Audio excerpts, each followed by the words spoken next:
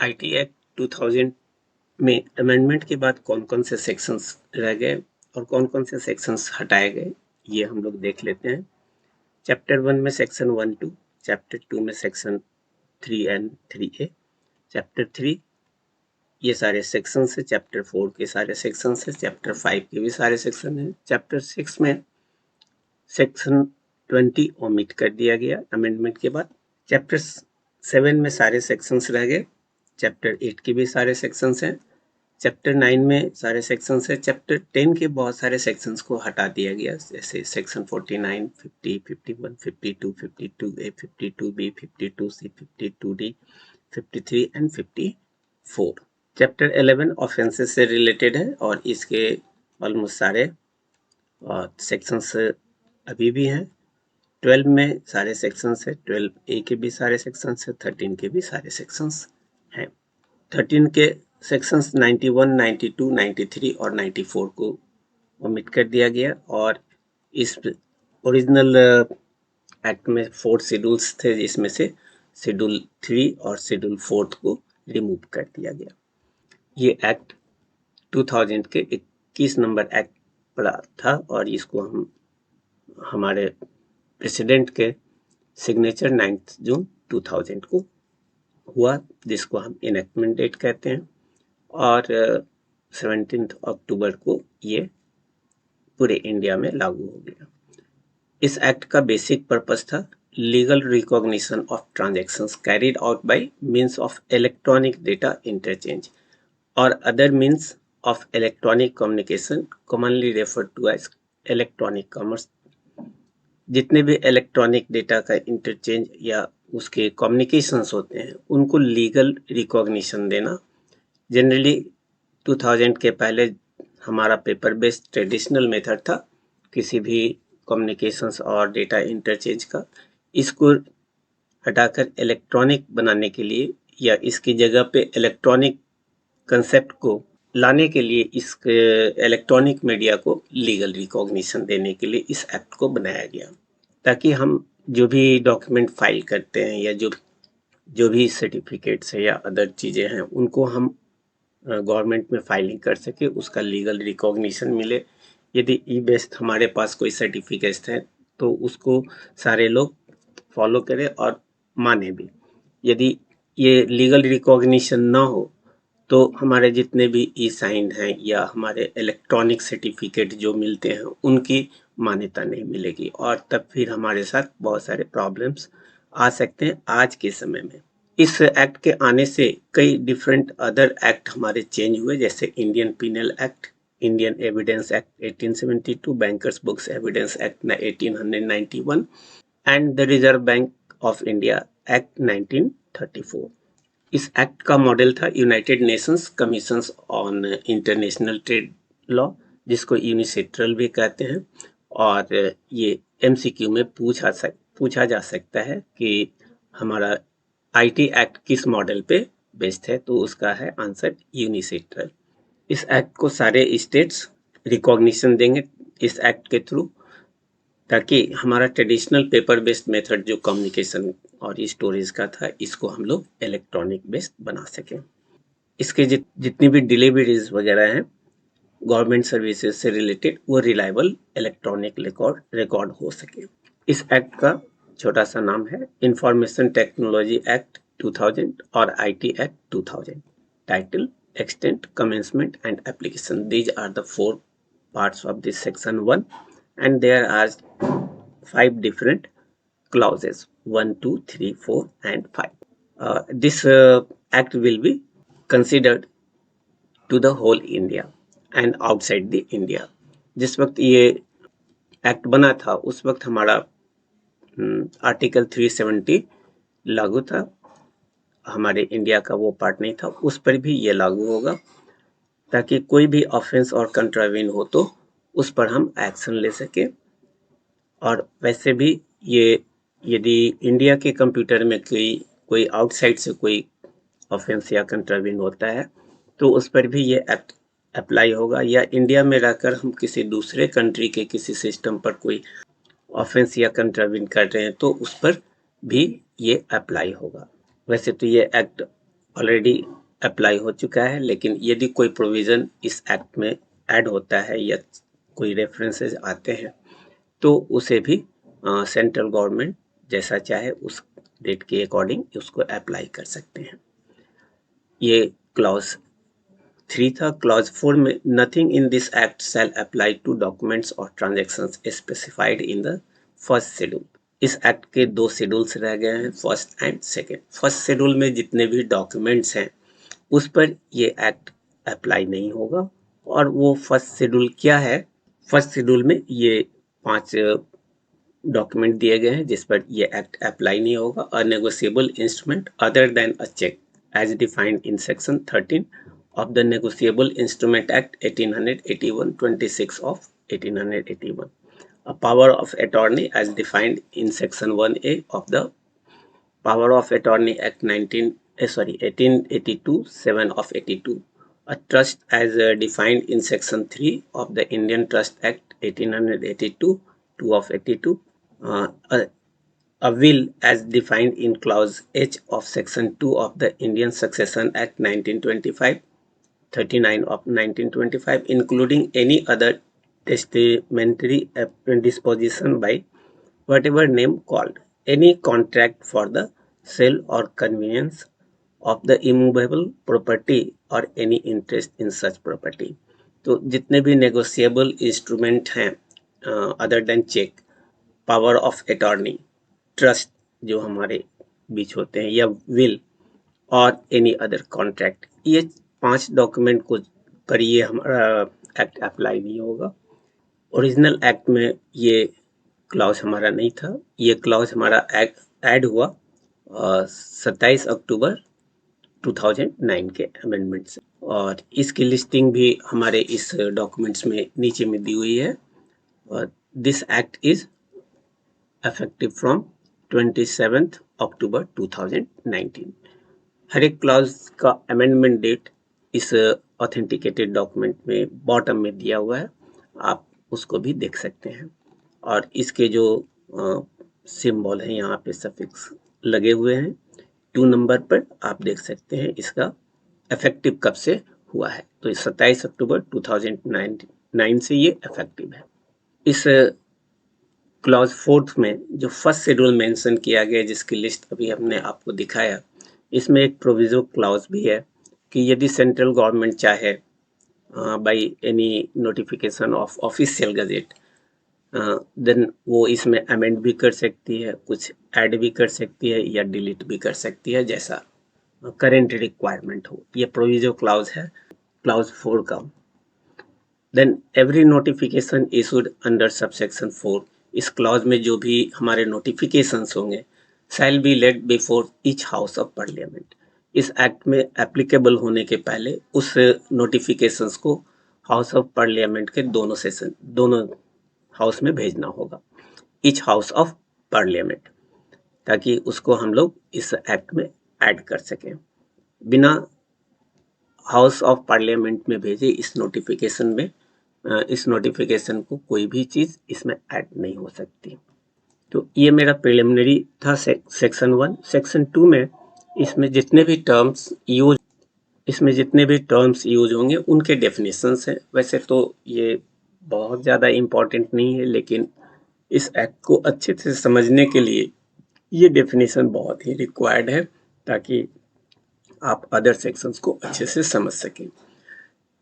इसका क्लॉज 1 कहता है सेक्शन 2 का, इन this act unless the context otherwise requires. और इस क्लॉज 1 के other sub clause A B C हैं। ए में एक्सेस के बारे में दिया गया है। एक्सेस किसे कहेंगे? Access with its grammatical variations and cognate expressions means gaining entry into, instructing or communicating with the logical, arithmetical or memory functions resources of a computer, computer system or computer network.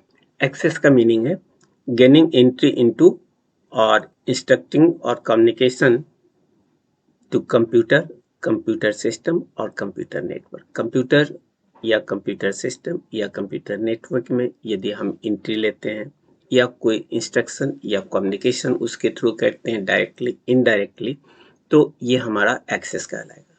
कोई भी computer पर कोई data दिया हुआ है उसको आप access कर रहे हो, यानी गेनिंग एंट्री इनटू, या कोई इंस्ट्रक्शन दे रहे हैं कि ये काम करना है या कम्युनिकेट कर रहे हैं, तो वो हमारा एक्सेस के केस में आएगा। और एक्सेस किस किस में कर सकते हैं, कंप्यूटर या कंप्यूटर सिस्टम या कंप्यूटर नेटवर्क।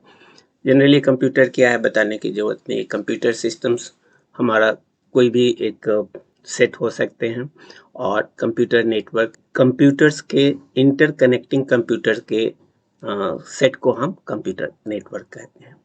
और इसमें जो एंट्री होगी वो किस फॉर्म में होगी, उसके फॉर्म दिए हुए हैं लॉजिकल, अरिथमेटिकल एंड मेमोरी। आप लॉजिकली भी इसमें कोई एंट्री कर एक्सेस ले सकते हैं, या अरिथमेटिकल कर सकते हैं, या मेमोरी में जाकर कोई एक्सेस कर सकते हैं। तो ये हमारे फंक्शंस होंगे जिसको कि एक्सेस वर्ड में दिखाया गया है। क्लॉज बी में एड्रेसी के बारे में है। Addressee means a person who is intended by the originator to receive the electronic record but does not include any intermediary. वैसे प्राप्तकर्ता जो ओरिजिनेटर के द्वारा दिए गए हैं, कोई ओरिजिनेटर किसी रिसोर्स के जो ओरिजिनल ऑनर हैं या जो क्रिएट कर रहे हैं, वो जिसे ये डॉक्यूमेंट दे रहे हैं वो हमारा एड्रेसी कहलाएगा, जिसको हम रिसीवर भी कह सकते हैं।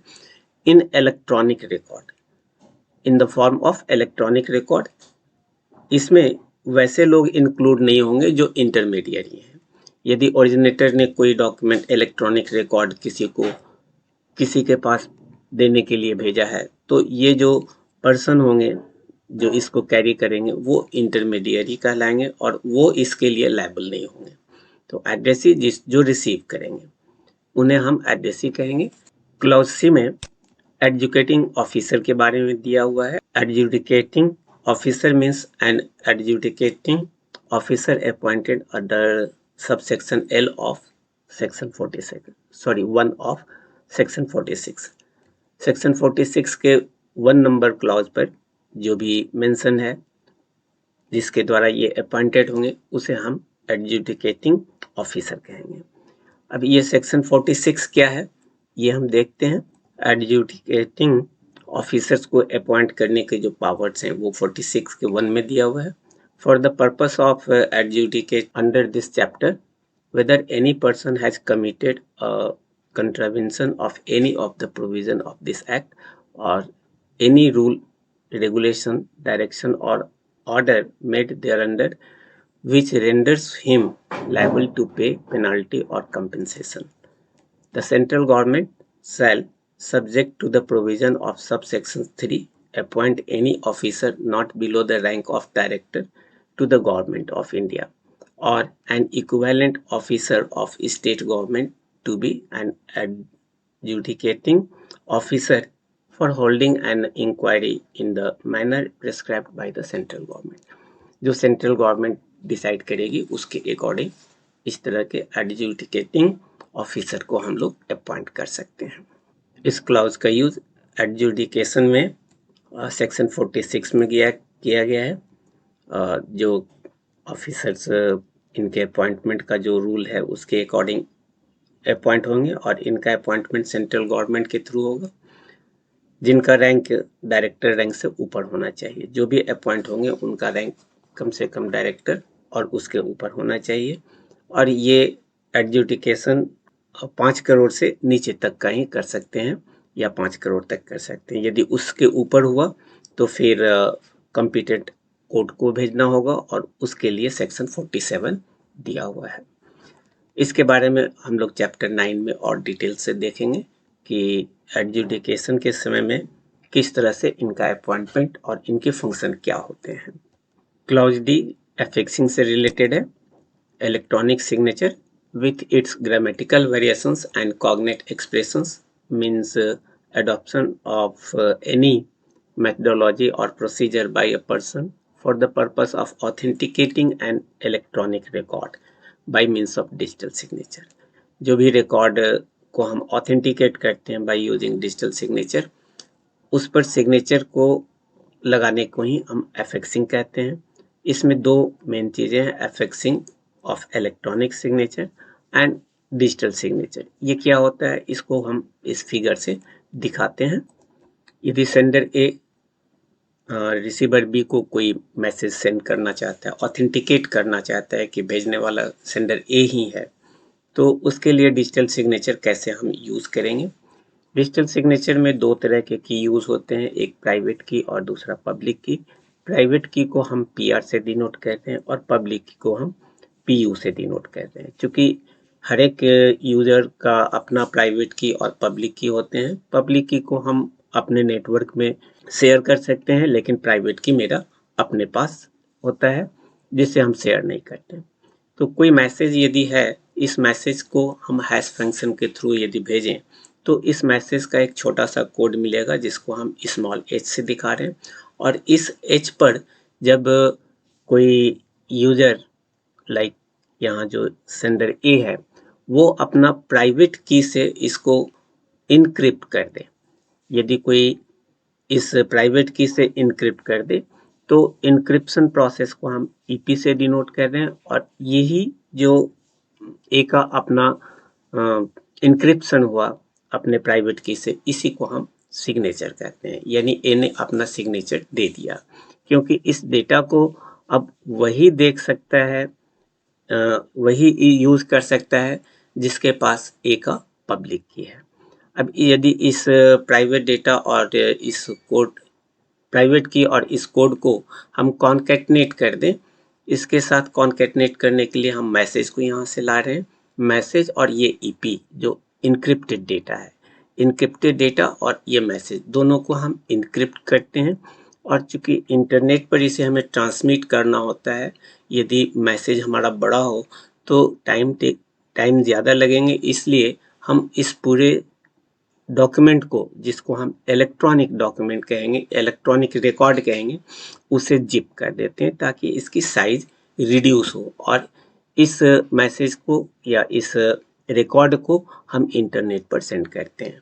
जब रिसीवर के पास ये मैसेज आता है, तो सबसे पहले हम इसको अनजिप करते हैं ताकि उसकी ओरिजिनल साइज मिल जाए।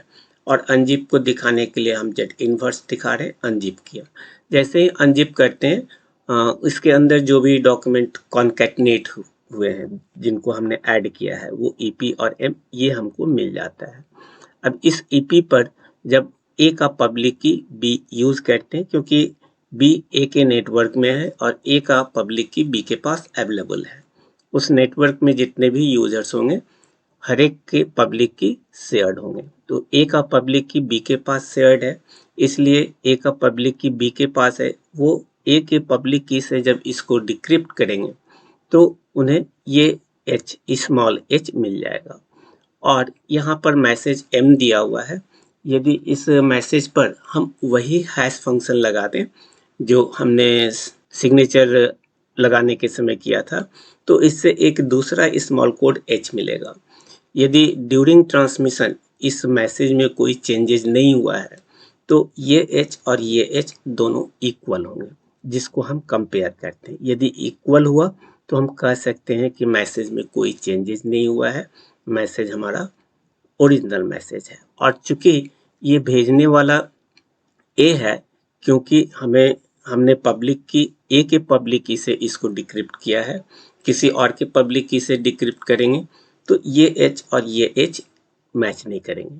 तो इस वजह से ये ऑथेंटिकेट हो रहा है कि ये मैसेज भेजने वाला सिर्फ और सिर्फ यूजर ए है, जिसका मैसेज, जिसके पब्लिक की से हमने इसको डिक्रिप्ट किया है।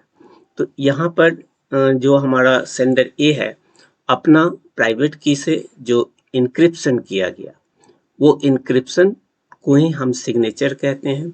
और इससे जो हमें एक रिकॉर्ड मिला इलेक्ट्रॉनिक फॉर्म में, इसको हम इलेक्ट्रॉनिक रिकॉर्ड कहेंगे।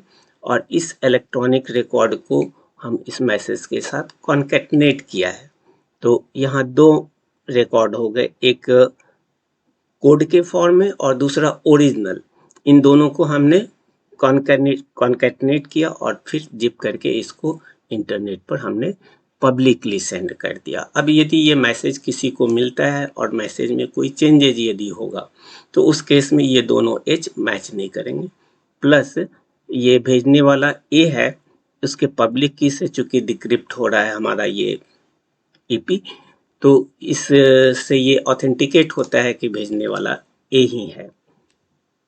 इस पूरे प्रोसेस में हमने दो की को यूज किया, प्राइवेट की और पब्लिक की को। इसी को हम कहते हैं डिजिटल सिग्नेचर। इस तरह के रिकॉर्ड पर जब हम कोई एसिमेट्रिक की क्रिप्टोग्राफी के प्राइवेट या पब्लिक की को यूज करके इनक्रिप्ट करते हैं तो इस कंसेप्ट को कहते हैं डिजिटल सिग्नेचर। और ये हमारा एक रिकॉर्ड होगा, एक इनक्रिप्टेड रिकॉर्ड है और एक ओरिजिनल रिकॉर्ड है। इसमें दो रिकॉर्ड है जिसको हम इलेक्ट्रॉनिक रिकॉर्ड कहते हैं। यहाँ ऑथेंटिकेशन हुआ। ऑथेंटिकेशन इसलिए हुआ कि हम एक के पब्लिक की से इसको डिक्रिप्ट कर रहे हैं। इंक्रिप्शन और डिक्रिप्शन क्या है बात के किसी और टॉपिक में हम लोग उसको डिटेल से देखेंगे। नेक्स्ट क्लॉज हमारा डीए है जो एपलेट ट्रिब्यूनल के बारे में दिया हुआ है। यहाँ 2 दिया हुआ है, इसका मतलब है कि ये हमारा 26 मई 2017 को ऐड हुआ और उस समय से ये इफेक्टिव है। इस एपलेट ट्रिब्यूनल को बनाने के लिए हम जिस सेक्शन को यूज करेंगे, सेक्शन 48 के सब सेक्शन 1 को यूज करते हैं। इस सेक्शन 48 के 1 में क्या है ये हम इस सेक्शन को देखते हैं। सेक्शन 48 के 1 क्लॉज में दिया हुआ है, the telecom disputes settlement and appellate tribunal established under section 14 of the Telecom Regulatory Authority of India Act 1997, 24 of 1997 shall on or from the commencement of part 14 of chapter 6 of the Finance Act 2007 of 2017 be the appellate tribunal for the purpose of this act, and the said appellate tribunal shall exercise the jurisdiction, powers and authority conferred on it by the under this act। इस act के according इन समूह को appellate tribunal में रखा गया है। Clause ई में appropriate government के बारे में दिया गया है। इसमें enumerated in list second of the 7th schedule to the constitution, constitution के लिस्ट सेकेंड में जो भी 7th शेड्यूल में जो भी लिस्ट 2 में दी गई है वो इसके एप्रोप्रिएट गवर्नमेंट होंगे। Relating to any state law enacted under list 3 of the 7th schedule to the constitution, constitution के 7th schedule के लिस्ट 3 में जो भी दिया हुआ है वो स्टेट से रिलेटेड केस में एक्टिव होंगे। और the state government and any other case, यदि इससे अदर कोई केस हो जो स्टेट से रिलेटेड नहीं है तो सेंट्रल गवर्नमेंट इसको हैंडल करेगी। तो स्टेट के लिए स्टेट गवर्नमेंट और स्टेट गवर्नमेंट से अदर यदि कोई चीज है तो उसके लिए सेंट्रल गवर्नमेंट हमारा एप्रोप्रिएट गवर्नमेंट हो गया। क्लॉज एफ में एसिमेट्रिक क्रिप्टो सिस्टम के बारे में बताया गया है।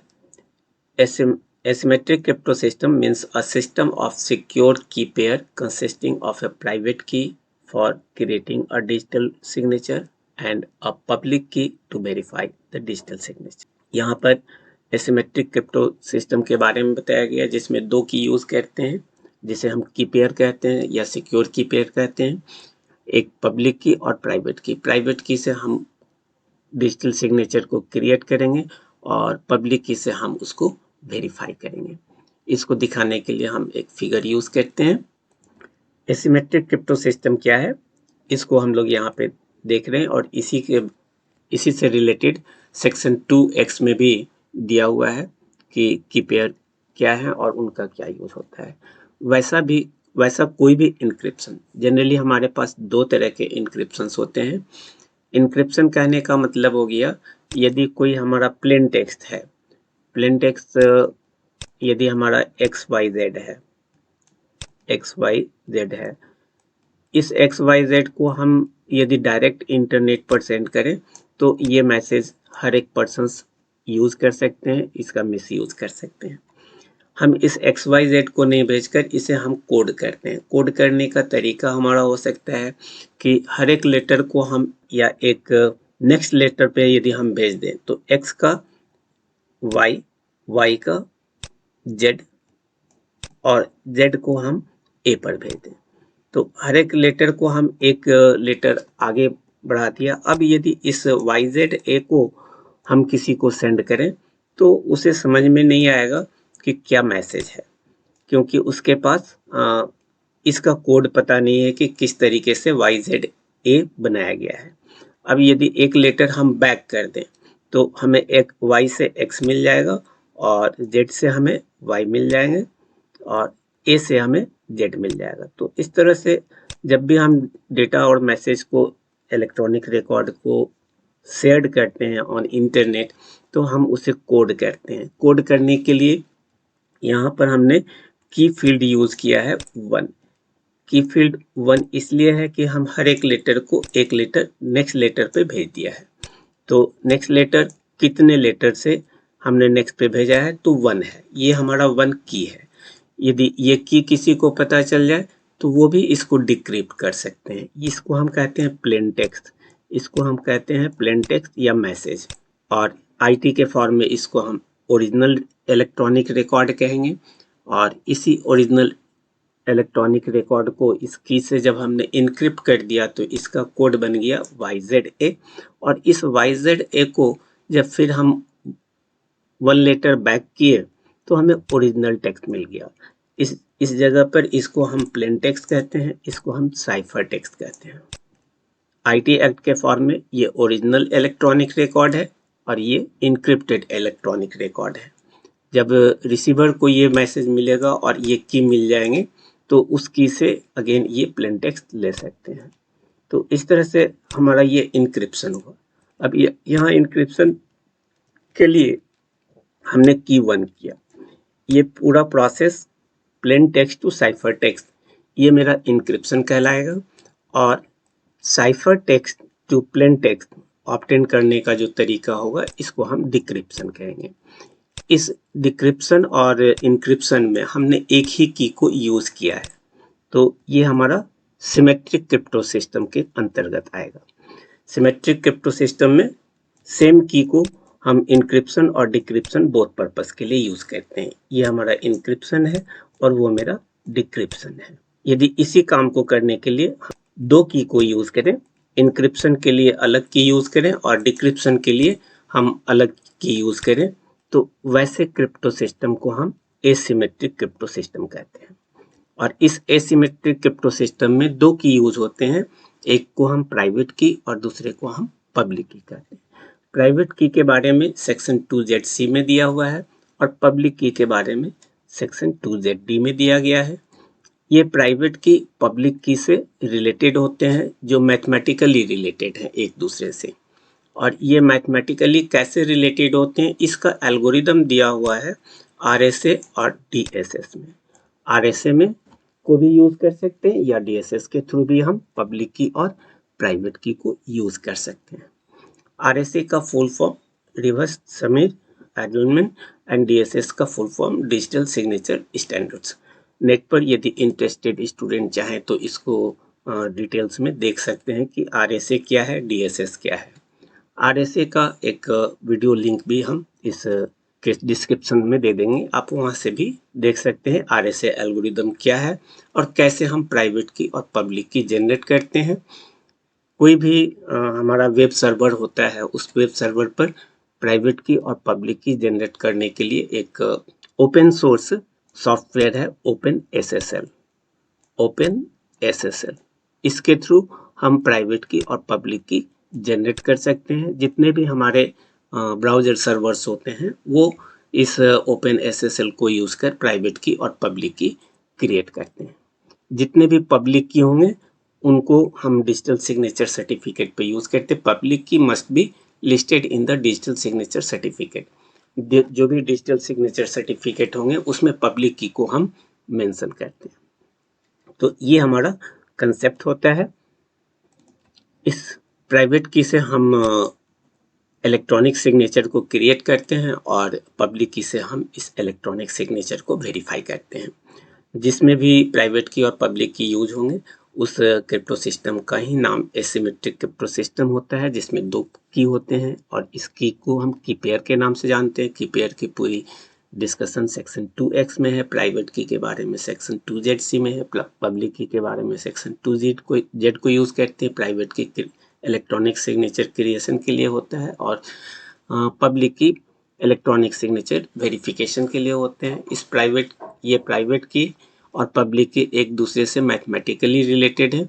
इसका जो एल्गोरिदम होता है वो RSA और DSS में दिया हुआ है। RSA का फुल फॉर्म, DSS का फुल फॉर्म यहाँ दी हुई है। नेक्स्ट क्लास सर्टिफाइंग ऑथोरिटी से रिलेटेड है। Certifying authority means a person who has been granted a licence to issue a electronic signature certificate under section 24। Section 24 के अंदर जो भी हमारा इलेक्ट्रॉनिक सिग्नेचर इशू हुए हैं किसी लाइसेंस के लिए, उसे हम सर्टिफाइंग ऑथोरिटी कहेंगे। तो ये लाइसेंस देने के लिए जो भी ऑथोरिटी होगी उसे हम सर्टिफाइंग ऑथोरिटी कहते हैं। और इस सर्टिफाइंग ऑथोरिटी का क्या फॉर्म है और किस तरह से ये काम करती है, इसको हम एक फिगर से दिखाते हैं। सर्टिफाइंग ऑथोरिटी कौन है?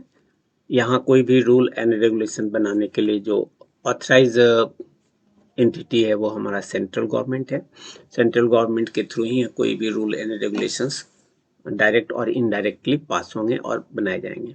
सेंट्रल गवर्नमेंट अपने बिहाफ में कंट्रोलर को अपॉइंट करते हैं, सेक्शन 71 में दिया हुआ है।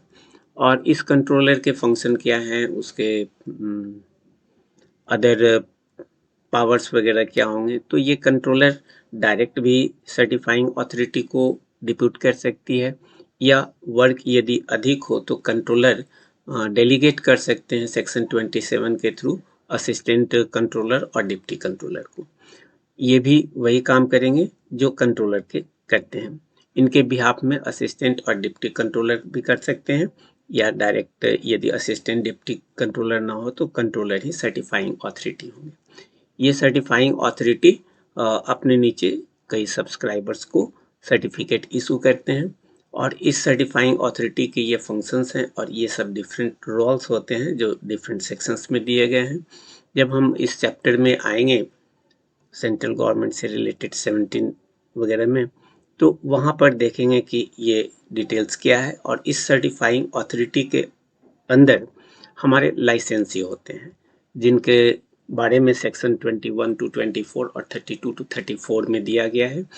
ये लाइसेंसी वही काम करते हैं जो हमारा सर्टिफाइंग ऑथोरिटी करते हैं। जैसे यदि वर्क बहुत ज़्यादा हो तो direct certifying authority certificate issue नहीं कर, वो कुछ दूसरे प्रोवाइडर्स को लाइसेंस देने की सर्टिफिकेट देते हैं, और वो लाइसेंसी अब इस सब्सक्राइबर को अपना डिजिटल सर्टिफिकेट ऑथराइज कराएंगे या उनको प्रोवाइड कराएंगे। डिटेल्स इसके बारे में इस सेक्शन 27 और 17 वगैरह में आएंगे, वहाँ पर हम लोग देखेंगे। नेक्स्ट क्लॉज H है certifying practice statement. Means a statement issued by a certifying authority to specify the practices that the certifying authority employs in issuing electronic signature certificate और ESC। Electronic signature certificate issue करते वक्त जिस statement को ये use करेंगे that is called certification practice statement, और ये certifying authority के द्वारा दिया जाएगा। नेक्स्ट क्लॉज HA है। इस HA में कम्युनिकेशन डिवाइस के बारे में बताया गया। अब कम्युनिकेशन डिवाइस कौन से होंगे जिसके थ्रू हम इलेक्ट्रॉनिक रिकॉर्ड को ट्रांसमिट करेंगे, तो इसमें हमारा सेल फोन आ सकते हैं, पर्सनल डिजिटल असिस्टेंट्स आ सकते हैं, या कम्बिनेशन ऑफ बोथ, और any other device use to communicate. ये कोई भी डिवाइस जिसके थ्रू हम इलेक्ट्रॉनिक कम्युनिकेशन करेंगे वो हमारा कम्युनिकेशन डिवाइस में आएंगे। इसमें हम जो सेंड करते हैं वो टेक्स्ट, वीडियो, ऑडियो या इमेज, ये सारे डेटा के डिफरेंट फॉर्म्स है। जिस फॉर्म में भी हम कम्युनिकेट करेंगे, जिसके थ्रू करेंगे that is called communication device. Next जो दिया हुआ है वो मेरा ऑर्डर आई है, और इस HA का जो इफेक्टिवनेस है वो इफेक्टिव हुआ था 27 अक्टूबर 2009 में। इसके पहले ये नहीं था। नेक्स्ट क्लास हमारा कंप्यूटर है, जिसका मीनिंग है computer means any electronic, magnetic, optical or other high-speed data processing device or system which performs logical, arithmetic, and memory functions by manipulations of electronic, magnetic, or optical impulses, and includes all input-output processing, storage, computer software, or communication facilities which are connected or related to computer in computer system or computer network. Computer क्या है? इसका meaning हो गया कोई भी electronic, magnetic, optical और other high speed data processing device, जैसे हमारा हो सकता है कंप्यूटर है या लैपटॉप हो सकते हैं, ये सब हमारे डिवाइसेस आ सकते हैं जो लॉजिकल, अरिथमेटिक और मेमोरी फंक्शंस का काम करेंगे। मैनिपुलेशन ऑफ इलेक्ट्रॉनिक्स, और इनका काम क्या होगा? इलेक्ट्रॉनिक मैनिपुलेशन करना, मैनिपुलेशन इलेक्ट्रॉनिकली या मैग्नेटिक या ऑप्टिकल इम्पल्स के फॉर्म में कर सकते हैं, और इसके लिए जिस चीज़ को यूज़ करेंगे वो मेरा इनपुट, आउटपुट या प्रोसेसिंग या स्टोरेज, जैसे मेमोरी कहते हैं, कंप्यूटर सॉफ्टवेयर और कम्युनिकेशन फैसिलिटीज़ को यूज़ करके ये कंप्यूटर काम करेंगे। ये पूरे कंप्यूटर पे काम कर सकते हैं या कंप्यूटर सिस्टम या कंप्यूटर नेटवर्क पे काम करेंगे। नेक्स्ट क्लॉज हमारा जे है जो कंप्यूटर नेटवर्क से रिलेटेड है। Computer network means the interconnection of one और मोर कंप्यूटर्स और कंप्यूटर सिस्टम्स और communication device through following satellite, microwave, terrestrial line, wire, wireless और अदर कम्युनिकेशन मीडिया। यदि कोई दो से अधिक हमारे सिस्टम्स कनेक्टेड हो आपस में, तो ये हमारा कंप्यूटर नेटवर्क कहलाता है। कंप्यूटर नेटवर्क का मतलब हो गया, जैसे हमने यहाँ पे 3 कंप्यूटर लिया है, ए और बी एंड सी। ए और बी को हमने वायर्ड से कनेक्ट कर दिया, तो यहाँ पे वायर्ड और गाइडेड कनेक्शन हो गए। लेकिन ए बी हमारा सी से कनेक्टेड है वायरलेस मीडिया के थ्रू। इस वायरलेस मीडिया में हमारा सैटेलाइट आ सकता है, माइक्रोवेव आ सकते हैं, टेरेस्ट्रियल लाइन आ सकते हैं, जिसको वायरलेस कम्युनिकेशन कहते हैं। और यहाँ पे ये हमारा वायर से कनेक्टेड है, तो इसको वायर्ड कम्युनिकेशन कहेंगे। और भी अदर कम्युनिकेशन मीडिया हो सकते हैं। तो ये जैसे भी कनेक्टेड हो आपस में, इस कनेक्टेड सिस्टम्स को ही हम कंप्यूटर नेटवर्क कहते हैं। इनके कनेक्शन करने के कई डिफरेंट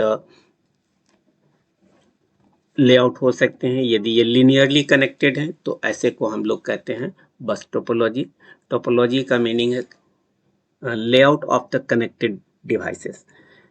जितने भी कंप्यूटर नेटवर्क में डिवाइसेस कनेक्टेड है उनका लेआउट क्या है। यदि ये लेआउट लीनियर होगा तो वैसे नेटवर्क को हम बस टोपोलॉजी कहेंगे। यदि स्टार के फॉर्म में हो, सेंट्रल में एक हो और उससे सारे सिस्टम कनेक्टेड हो, तो इसे हम स्टार टोपोलॉजी कहते हैं। अदर मेश टोपोलॉजीज होते हैं। इस तरह के बहुत सारे डिफरेंट टोपोलॉजीज होते हैं जिनकी अपनी अलग मीनिंग होते हैं। यदि डिटेल्स में देखना हो तो टोपोलॉजी से रिलेटेड लिंक हम इस वीडियो के डिस्क्रिप्शन में डाल देंगे, आप वहाँ से देख सकते हैं। तो जितने भी इंटरकनेक्टेड डिवाइसेज हैं उन्हीं इंटरकनेक्टेड डिवाइसेस को हम कंप्यूटर नेटवर्क कहते हैं।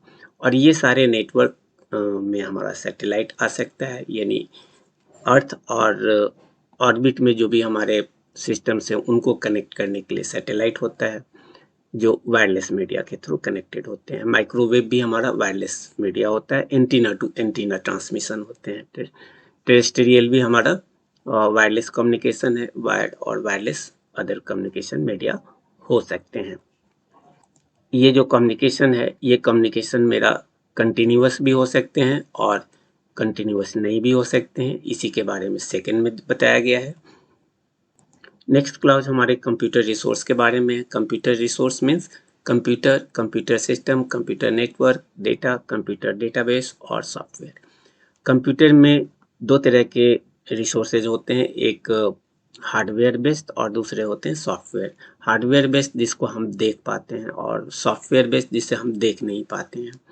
तो यहाँ जो कंप्यूटर है जिसके input output devices, keyboard, monitor, CPU, ये सब देखते हैं, वो सब इसके रिसोर्सेज हैं। कंप्यूटर सिस्टम पूरा हमारा आ गया, जिसमें इनपुट डिवाइसेस, आउटपुट डिवाइसेस और सीपीयू वगैरह कनेक्टेड हो। कंप्यूटर नेटवर्क अभी जस्ट हमने आपको बताया, फिजिकली और वायरलेस और वायर्ड के थ्रू कनेक्टेड हो सकते हैं एक सिस्टम दूसरे सिस्टम से। डेटा जो हमारा लॉजिकल पार्ट है, जिसे हम देख नहीं सकते हैं, ये किसी भी फॉर्म में हो सकते हैं, टेक्स्ट के फॉर्म में हो सकते हैं, वीडियो के फॉर्म में हो सकते हैं, इमेज के फॉर्म में हो सकते हैं, पिक्चर के फॉर्म में हो सकते हैं।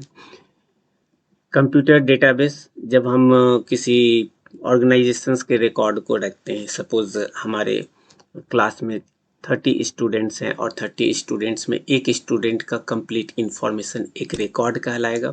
इसी तरह से दूसरे स्टूडेंट का जो इंफॉर्मेशंस होगा, लाइक नेम, रोल नंबर, उसका क्वालिफिकेशन एट्सेट्रा, वो मेरा सेकेंड रिकॉर्ड होगा। इस तरह से यदि 30 स्टूडेंट्स हैं तो मेरे पास 30 रिकॉर्ड्स होंगे। इस 30 रिकॉर्ड्स को हम किसी एक नाम से जानते हैं, जिसको हम टेबल कहते हैं, और ये टेबल उसके एडमिशन के समय क्रिएट किया गया। इसी तरह से यदि हम उसके फीस से रिलेटेड एक टेबल बनाएं तो 2 टेबल बन जाएंगे, और भी अदर पर्पस के लिए अदर टेबल बना सकते हैं। तो इस सारे टेबल्स को यदि एक प्लेस पर रखें तो उस प्लेस को हम डेटाबेस कहते हैं, और इसी को यहाँ पे कंप्यूटर डेटाबेस कह रहे हैं। और इस कंप्यूटर डेटाबेस के लिए कई डिफरेंट सॉफ्टवेयर्स होते हैं, जैसे माइक्रोसॉफ्ट ऑफिस का एक्सेस, जनरली सभी लोग इसका नाम सुने होंगे। एक्सेस से हम अपना डेटाबेस और टेबल क्रिएट करते हैं। इसी तरह से आप एक्सेल में भी रख सकते हैं, और एसक्यूएल और अदर ओरेकल सॉफ्टवेयर्स, ये सारे सॉफ्टवेयर्स होते हैं जिसके थ्रू हम डेटाबेस क्रिएट कर सकते हैं। और भी अदर पर्पस के लिए डिफरेंट सॉफ्टवेयर्स होते हैं। टैली से आप अकाउंटिंग का काम कर सकते हैं, और अदर ऑफिस ऑटोमेशन सॉफ्टवेयर्स भी होते हैं। तो इस तरह से हमारे पास 2 तरह के रिसोर्सेज होते हैं, हार्डवेयर बेस्ड और सॉफ्टवेयर बेस्ड। हार्डवेयर बेस्ड में कंप्यूटर की जितने भी इनपुट आउटपुट डिवाइसेज हो गए, वे सारे सीपीयू, ये सब हार्डवेयर्स हो गए। और ये डेटा प्लस डेटाबेस और एमएस ऑफिस, ये सब हमारे सॉफ्टवेयर्स कहलाएंगे। इस सॉफ्टवेयर में 2 तरह के सॉफ्टवेयर्स आते हैं, एक एप्लीकेशन सॉफ्टवेयर्स और दूसरा सिस्टम सॉफ्टवेयर। सिस्टम सॉफ्टवेयर्स के केस में हम लोग ऑपरेटिंग सिस्टम की बात करते हैं। एप्लीकेशन सॉफ्टवेयर के केस में हम लोग एमएस ऑफिस और अदर जो पैकेजेस हमारे पास हैं उनके बारे में बात करते हैं। नेक्स्ट क्लास हमारा कंप्यूटर सिस्टम से रिलेटेड है। कंप्यूटर सिस्टम वैसा कोई भी डिवाइस जो प्रोग्रामेबल हो, जिस पे हम प्रोग्रामिंग की फैसिलिटी हो, वो मेरा कंप्यूटर सिस्टम कहलाएगा। और इस काम को करने के लिए उस सिस्टम पर इनपुट आउटपुट डिवाइसेस लगे होंगे। यदि हम कैलकुलेटर की बात करें तो कैलकुलेटर चूंकि इनपुट आउटपुट डिवाइसेस इसमें कीपैड और डिस्प्ले डिवाइसेस आउटपुट के लिए हैं, मगर इसमें प्रोग्रामिंग नहीं कर सकते, इसलिए कैलकुलेटर मेरा कंप्यूटर सिस्टम के अंतर्गत नहीं आता है। कंप्यूटर आ सकते हैं, लैपटॉप आ सकते हैं, जहाँ पे प्रोग्राम किया जा सके उसे हम कंप्यूटर सिस्टम कहेंगे। ये आईटी एक्ट के अंतर्गत। साथ ही ये जो डिवाइसेज होंगे, वो जो भी डिवाइस होंगे उसमें लॉजिकल, अरिथमेटिक और डेटा स्टोरेज से रिलेटेड, रिट्रीवल से रिलेटेड हमारे पास ऑप्शंस होंगे। नेक्स्ट क्लास हमारा कंट्रोलर से रिलेटेड है। Means the controller of certifying authority appointed under subsections 1 of section 17 के सबसेक्शन 1 में जो हमारा अपॉइंटेड है, उसके थ्रू जो भी कंट्रोलर सर्टिफाइंग अथॉरिटी होंगे उसे हम कंट्रोलर कहेंगे। और इस कंट्रोलर को समझाने के लिए हम एक डायग्राम दिखाते हैं। सेंट्रल गवर्नमेंट के द्वारा अपॉइंटेड पर्सन्स को हम कंट्रोलर कहते हैं, जिनका अपॉइंटमेंट सेक्शन 17(1) में दिया हुआ है।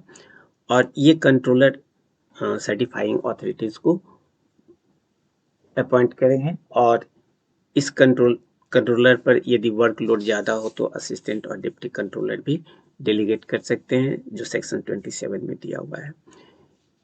सेंट्रल गवर्नमेंट के थ्रू सेक्शन 71 के थ्रू अपॉइंटेड पर्सन्स को ही हम कंट्रोलर कहते हैं।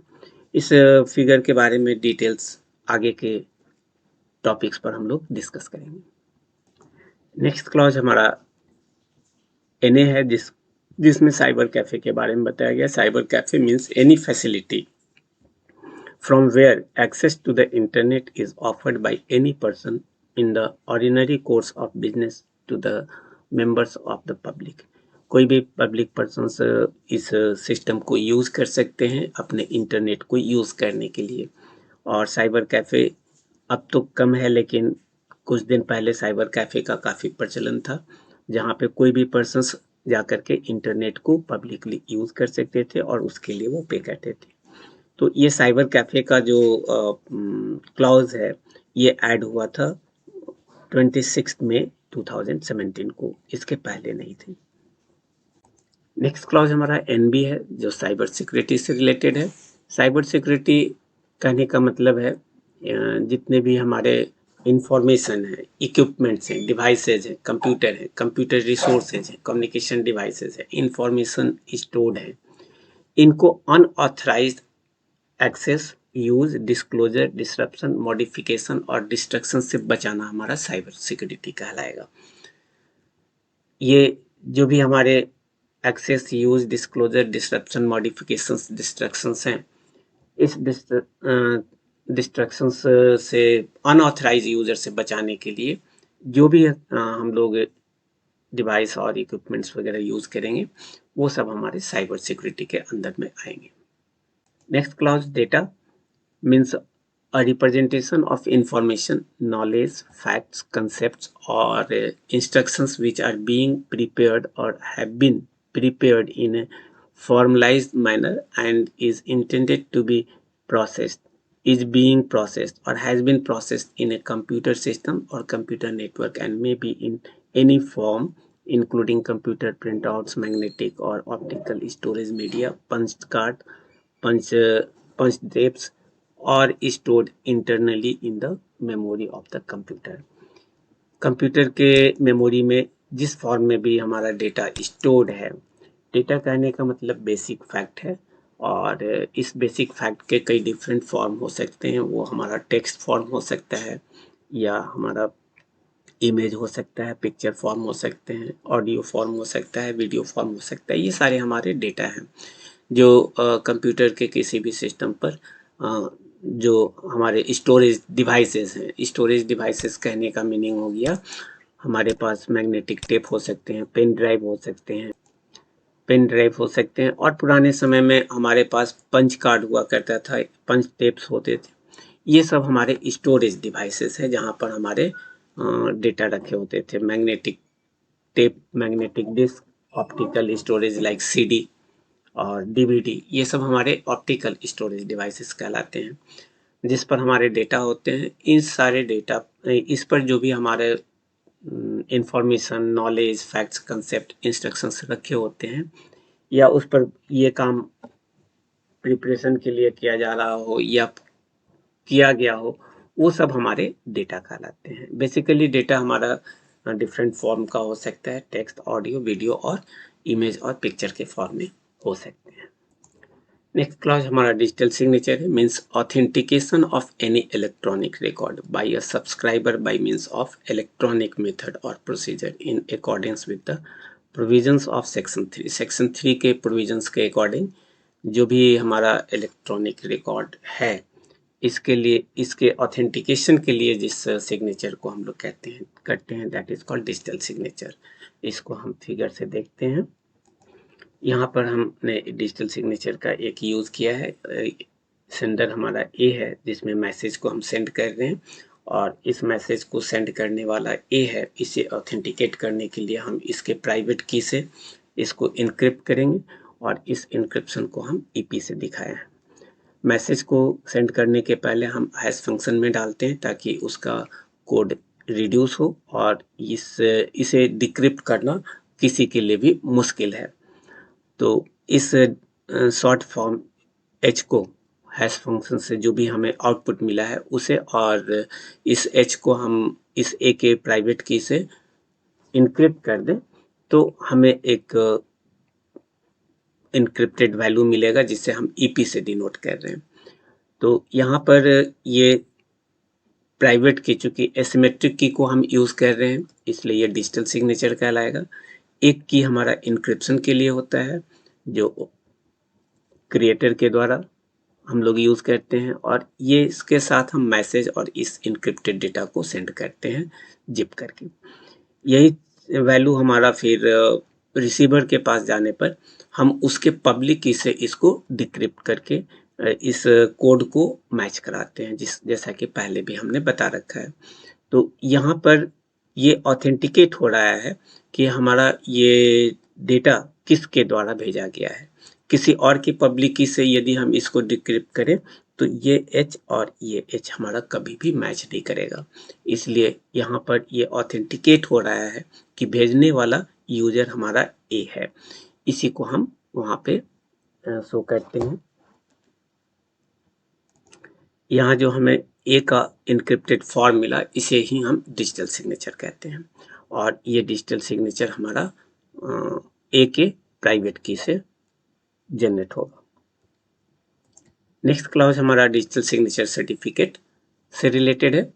Q means a digital signature certificate issued under subsection 4 of section 35 के क्लॉज 4 में जो दिया गया है जिसके थ्रू हम ये सर्टिफिकेट इशू करते हैं वो मेरा डिजिटल सिग्नेचर सर्टिफिकेट कहलाएगा। अब ये डिजिटल सिग्नेचर सर्टिफिकेट क्या है और क्लॉज 35 में कैसे इसको हम लोग यूज करते हैं, इस डिजिटल सिग्नेचर सर्टिफिकेट में क्या क्या कंटेंट हो सकते हैं, इसको हम एक फिगर से दिखाते हैं। डिजिटल सर्टिफिकेट इशू करने के लिए सर्टिफाइंग ऑथोरिटीज होते हैं। इंडिया और अब्रॉड इंडिया में ये सब डिफरेंट हमारे सर्टिफाइंग ऑथोरिटीज हैं। E Mudhra, NIC, SafeScrypt, VeriSign, Cyber Trust, Comodo, Symantec, GoDaddy, Global Sign, ये सब हमारे कुछ सर्टिफाइंग ऑथोरिटीज हैं जो सर्टिफिकेट इशू करते हैं। बहुत सारे वेब सर्वर्स हमारे हैं वो अपने सर्टिफिकेट के लिए इनके पास वेरिफिकेशंस और सर्टिफाई करने के लिए अपना प्राइवेट की और पब्लिक की क्रिएट कर सेंड करते हैं। उसको क्रिएट करने के लिए हम जिस सॉफ्टवेयर को यूज़ करते हैं that is called OpenSSL।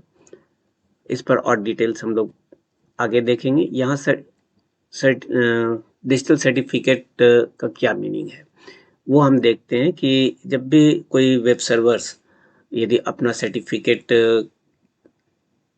Signing के लिए रिक्वेस्ट करते हैं सर्टिफाइंग ऑथोरिटी को के पास, तो यहाँ हमने एक सर्टिफाइंग ऑथोरिटी लिया है DigiCert, जो कि एक सर्टिफाइंग ऑथोरिटी है जिसको हम CA कह रहे हैं।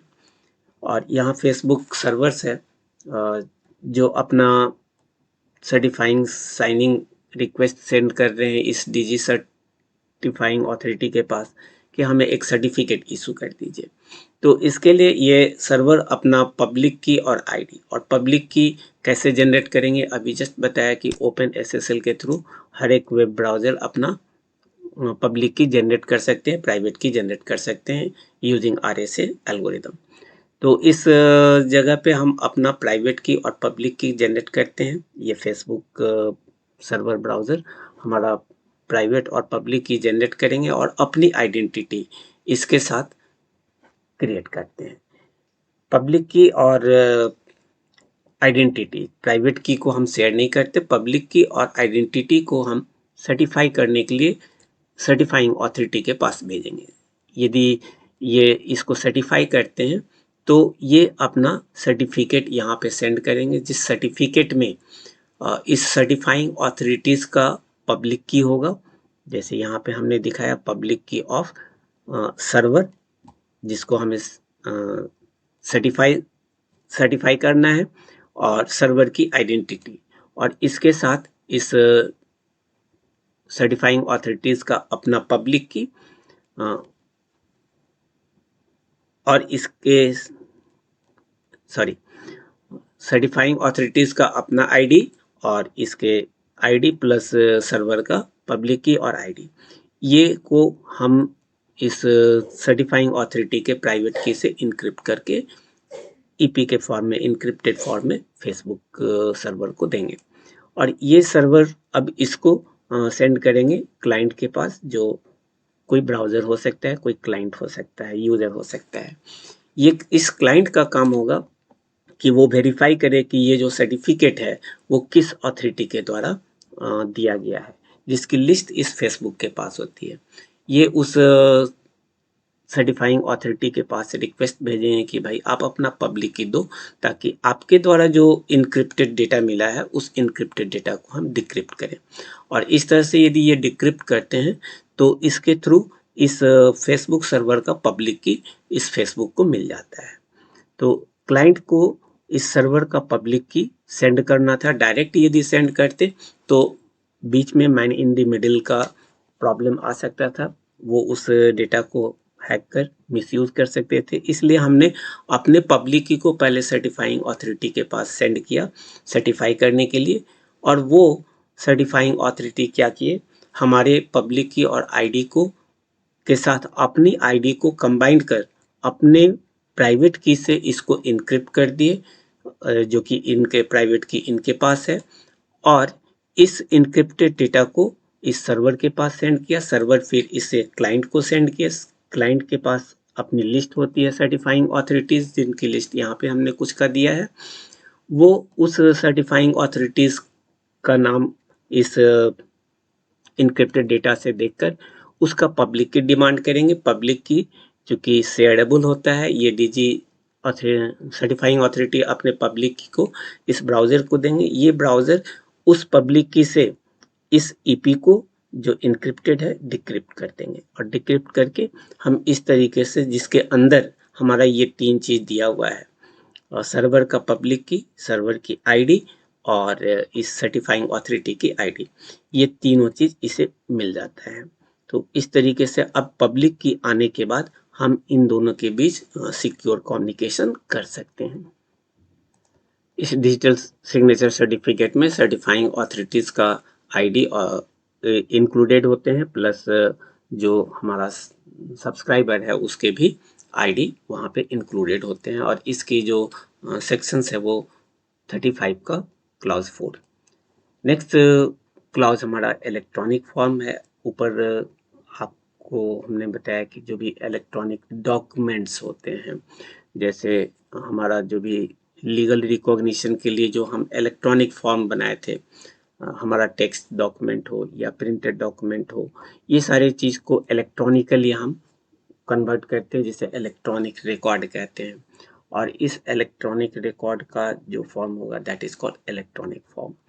With reference to information means any information generated, sent, received or stored in media, magnetic, optical, computer memory, microfilm, computer generated microfiche and similar devices। इन सबों पर किसी भी फॉर्म में यदि कोई इलेक्ट्रॉनिक फॉर्म स्टोर्ड है, ये हमारे मैग्नेटिक मीडिया भी हो सकते हैं, ऑप्टिकल मीडिया भी हो सकते हैं। मैग्नेटिक में हार्ड डिस्क आ सकते हैं, फ्लॉपी डिस्क आ सकते हैं, ऑप्टिकल में सीडी और डीवीडी आ सकते हैं, कंप्यूटर मेमोरी रैम रोम हो सकते हैं, या अदर मेमोरी कार्ड हो सकते हैं, माइक्रोफिल्म हो सकता है, या कंप्यूटर जनरेटेड माइक्रोफिच हो सकते हैं, या कोई अदर्स डिवाइस हो सकते हैं जिस पर कि हमारा ये data electronic record electronic form में होंगे।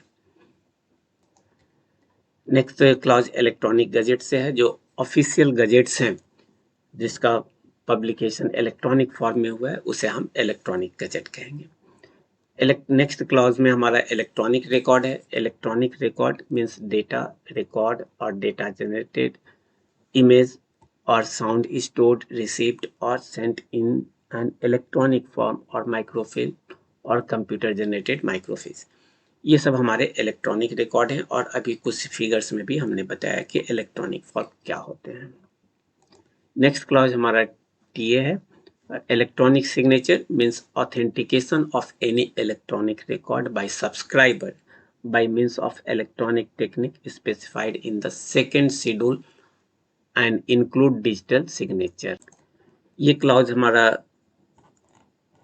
27 अक्टूबर 2009 को इंक्लूड हुआ था, और इसके according electronic signature means authentication of any electronic record. जो भी हमारे पास इलेक्ट्रॉनिक रिकॉर्ड है उनका ऑथेंटिकेशन, और ऑथेंटिकेशन के लिए हम लोग एसिमेट्रिक क्रिप्टो सिस्टम के प्राइवेट की को यूज़ करेंगे।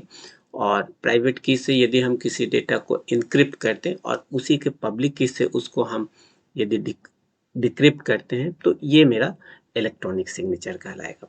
पब्लिक प्राइवेट की से किसी इलेक्ट्रॉनिक रिकॉर्ड को इनक्रिप्ट करना हमारा इलेक्ट्रॉनिक सिग्नेचर होगा, जैसा अभी के फिगर्स में हमने देखा।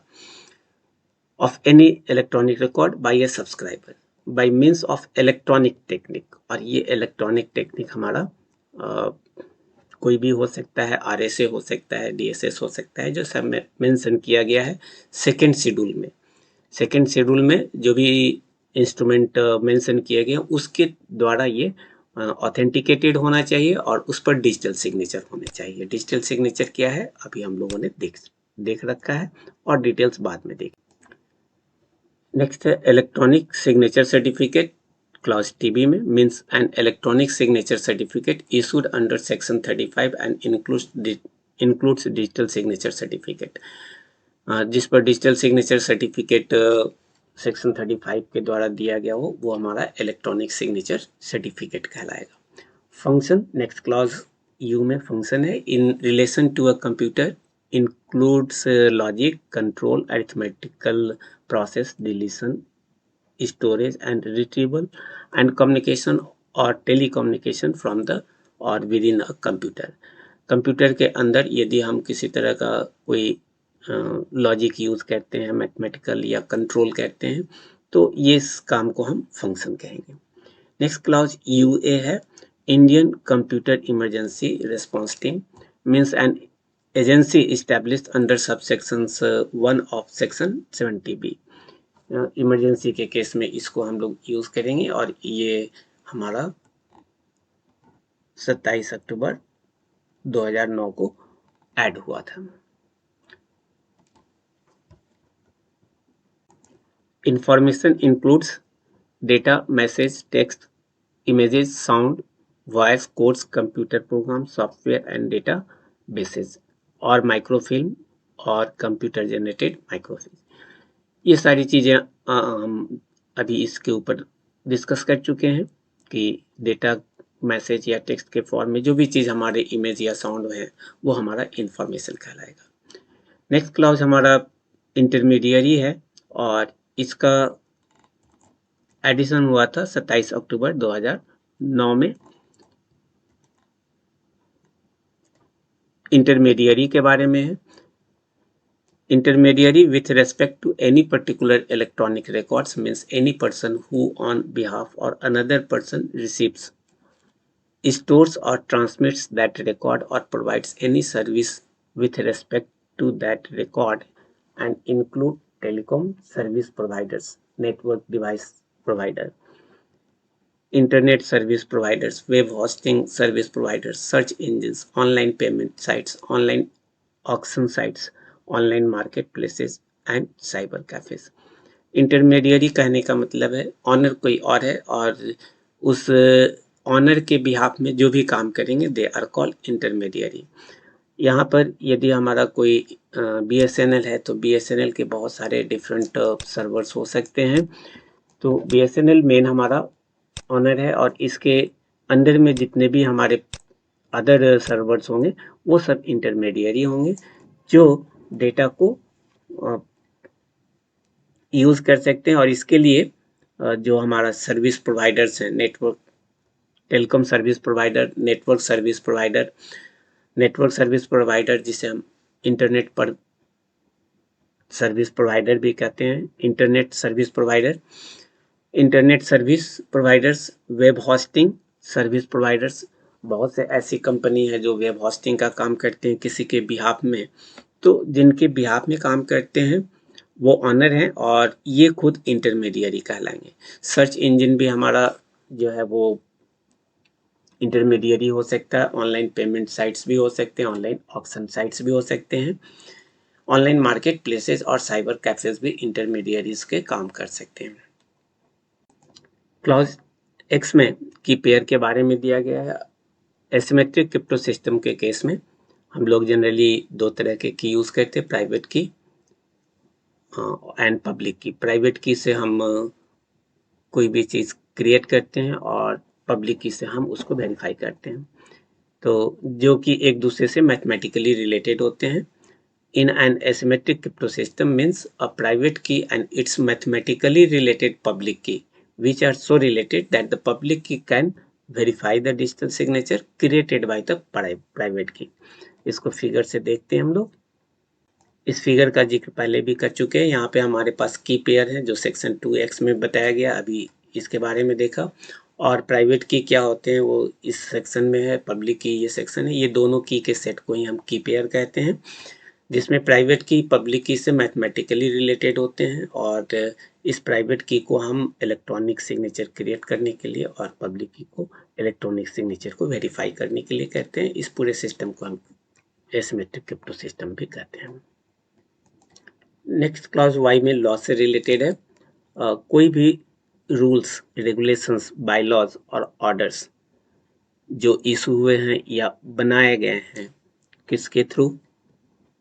State parliament of the state legislature, ordinance promulgated by the president or governor as the case may be, a regulation made by the president under article 240, bills enacted as president's act under sub clause A of clause L1 of the article 357 of the constitutions।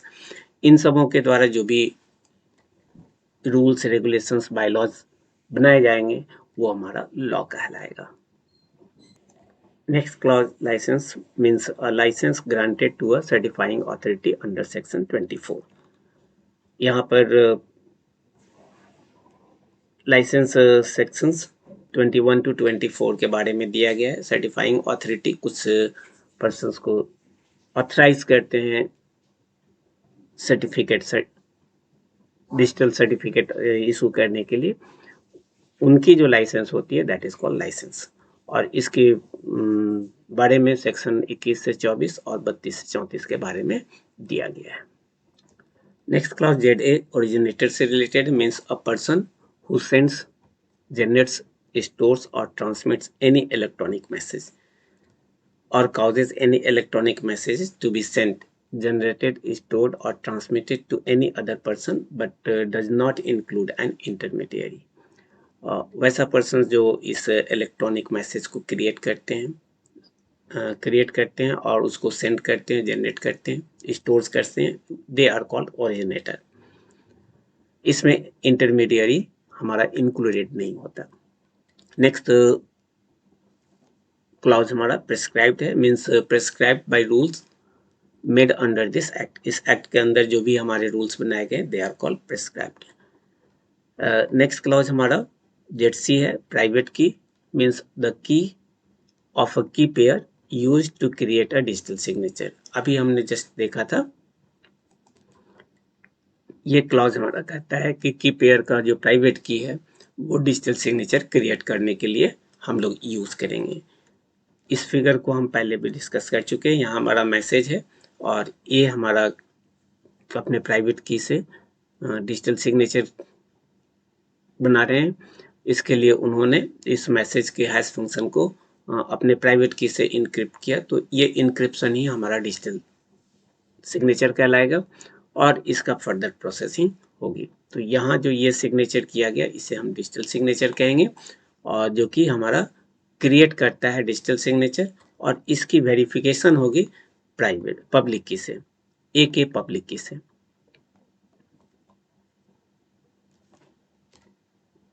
Just हमने अभी figure देखा जिसमें public की के बारे में दिया गया है, और ये इसका क्लॉज ZD है। Public key means the key of a key pair used to verify a digital signature and listed in the digital signature certificate. Next clause हमारा ZE है, secure system means computer, hardware, software and procedure. Secure system का कहने का मतलब हो गया कि हमारा जो रिसोर्स है लाइक हार्डवेयर, सॉफ्टवेयर और कोई प्रोसीजर, वो 4 तरीके से सिक्योर होना चाहिए। पहला है are reasonably secure from unauthorised access and misuse. ये सारे रिसोर्सेज, हार्डवेयर, सॉफ्टवेयर, प्रोसीजर, ये अनऑथराइज एक्सेस और मिसयूज से हमारा सिक्योर होना चाहिए। Provide a reasonable level of reliability and correct operation. हमारी रिलायबिलिटी होनी चाहिए और करेक्ट ऑपरेशंस।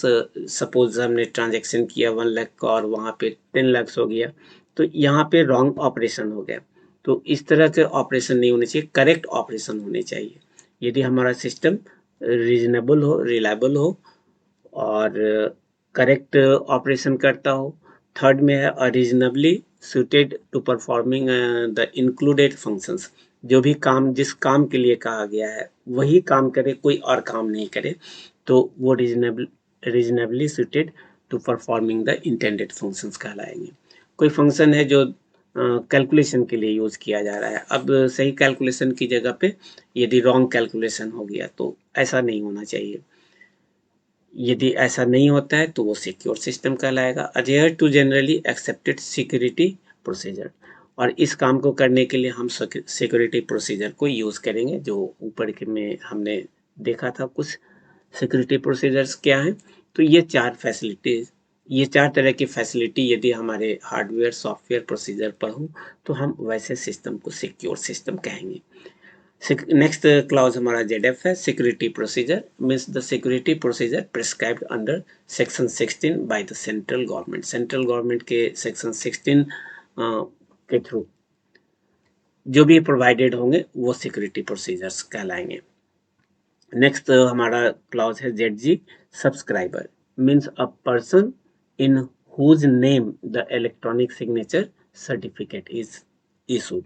जिसके नाम से सर्टिफिकेट इशू किया गया है वो मेरा सब्सक्राइबर कहलाएगा। ओरिजिनेटर और सब्सक्राइबर इन दोनों पर क्वेश्चंस आ सकते हैं। नेक्स्ट क्लॉज हमारा ZH वेरीफाई है। नेक्स्ट क्लॉज हमारा ZH वेरीफाई से रिलेटेड है। Verify in relation to a digital signature, electronic record और public key with its grammatical variations and cognate expressions means to determine whether the initial electronic record was affixed with digital signature by the use of private key corresponding to the public key of the subscriber। इसका मतलब हो गया, जैसा इस figure में हम देख रहे हैं, ये हमारा मैसेज है, इस पर हैश फंक्शन जो हमने यूज किया उससे हमारे जो कोड आई उस कोड को प्राइवेट की से हमने इसको साइन किया, जिसे हम डिजिटल सिग्नेचर कह रहे हैं।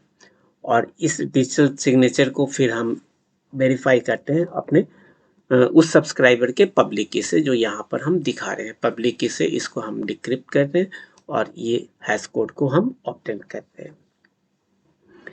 यहाँ पर हमारा ये एक रिकॉर्ड है मैसेज जो कोडेड फॉर्म में है, दूसरा record electronic record original message है, जिन दोनों को हम यहाँ पे कॉन्कैटिनेट कर रहे हैं। तो यहाँ दो रिकॉर्ड्स हो गए, इलेक्ट्रॉनिक रिकॉर्ड, एक कोडेड फॉर्म में और एक ओरिजिनल फॉर्म में। फर्दर अदर प्रोसेसिंग यहाँ पे किए गए हैं जो डिजिटल सिग्नेचर का पार्ट है।